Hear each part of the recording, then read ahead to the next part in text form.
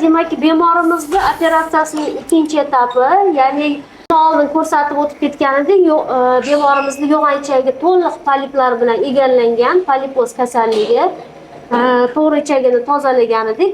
Mana bu ikkinchi etap operatsiyasi boshlandi bemorimizda. Yo'g'on ichagini to'liq olib tashlash hamda operatsiyamiz laparoskopik usulda, katta kesmalarsiz ingichka ichakda to'g'ri ichakka hozir olib kelib ulaymiz. Operatsiya o'z yakunini topdi. Yo'g'on ichak to'liq olib tashlandi hamda ingichka ichak va to'g'ri ichak bir-biriga ulandi. Hozir sizlarga olingan ichakning bir qismini ko'rsatmoqchiman. Mana poliplarga to'la mayda polipchalar, hattoki mana shunaqa katta tugunsimon polip ham bo'lgan. Bu poliplar katta bo'lib, xavfli o'smaga aylanish xususiyatiga ega albatta.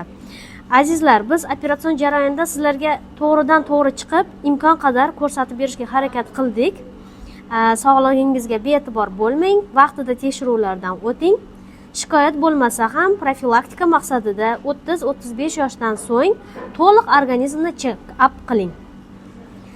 Agarda qo'shimcha savollaringiz bo'lsa, bemalol izohlarda qoldiring, javob beramiz. O'zingizni asrang, ko'rishguncha xayr.